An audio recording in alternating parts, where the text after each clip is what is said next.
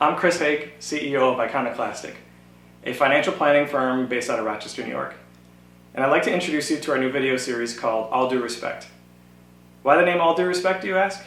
Because if you've ever watched The Sopranos, or any other form of media really, the phrase all due respect is always followed up by something completely disrespectful.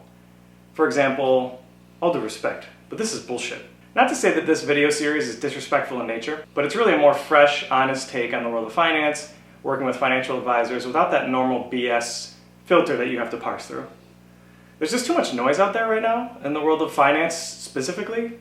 Advisors or people who are on TikTok giving unlicensed advice is damaging to people. And your normal advisor is supposed to be the person who quiets that noise down for you. However, it's far too often that clients of advisors will receive something like this.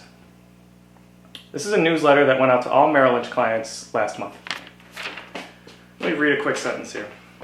We believe the most important question out there is not whether there is a recession on the horizon, but rather how much earnings ultimately deteriorate, because this is what sets up the base for which the next profit cycle builds.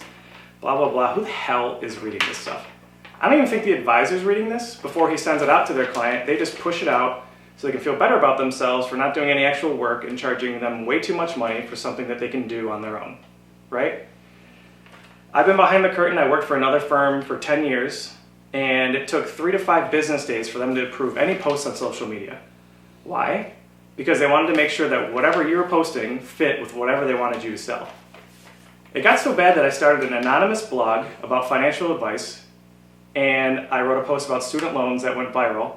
It was about refinancing your debt, consolidating, just best practice tips, no credit, didn't want any compensation for it, and I almost got fired for that post because it wasn't part of their approved list of content that was part of the things that they wanted us to sell. It's extremely frustrating, right? So why am I doing this video series? Maybe it's because we would just want to communicate with our own clients more outside of the 1-hour meetings we have with them per year. Or maybe it's to communicate with complete strangers who have advisors who aren't allowed to say things like this. Or maybe it's to inspire other advisors who have something to say, but maybe they're just too afraid to say it. So stay tuned, join our email list for other episodes like, are the Pokemon cards in your attic from your kids worth a fortune?